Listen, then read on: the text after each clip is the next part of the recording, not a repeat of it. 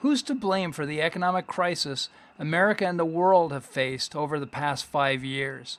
The Democrats like to say George W. Bush collapsed our economy. After all, it happened on his watch.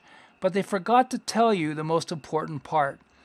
Prophetically, outgoing Federal Reserve Chairman Paul Volcker warned against getting rid of the old law, saying it would lead to another financial crisis.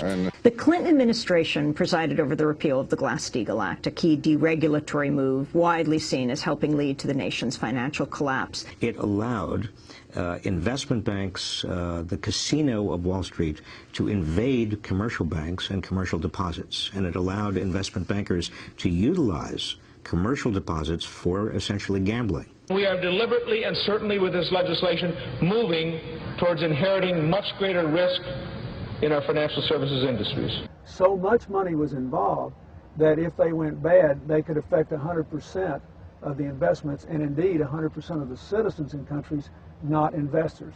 And I was wrong about that. I said that all along. Even though President Clinton was warned that what he was doing would endanger the entire U.S. economy, on November 12, 1999, he signed financial deregulation into law. He likes to say the Republicans made him do it, but Nancy Pelosi, Chris Dodd, Chuck Schumer, the whole Democratic gang were also behind it. With one stroke of his pen, 6 years into his presidency, President Clinton erased a 50-year-old law that protected America from financial collapse. He killed the law that forbade banks from taking big risks. So suddenly, President Clinton gave banks the go-ahead for the first time in 50 years to risk all our money. But they still needed something to risk it on. Along comes President Clinton's Director of Management and Budget, Franklin Raines, who gave it to them. With the help of President Clinton, in 1999, Franklin Raines changed the rules by radically increasing low-income and subprime loans. He allowed government-backed Fannie Mae to create billions of dollars in monopoly money called mortgage-backed securities. The New York Times and others warned this was dynamite just waiting to explode and threatened to take down the entire U.S. economy with it. But President Clinton didn't listen.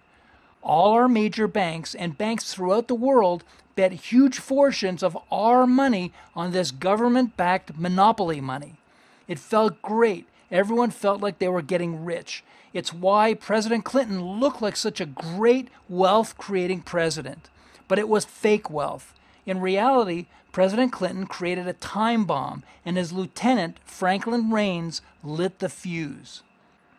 Once people finally realized 7 years later that all the funny money was worthless, our economy collapsed because all our major banks were stuck with massive losses of our money. They got tricked and risked everything on this monopoly money. And the largest collapse ever of personal wealth suddenly struck America because home values collapsed, leaving families with no money or worse, with massive debts. So the next time a Democrat tells you things were great under President Clinton, and that's why we should listen, ask them about the repeal of Glass-Steagall and what he and his friend did with Fannie Mae. Then remind them it was actually President Clinton who collapsed the American economy and caused all the hardships that we're now having.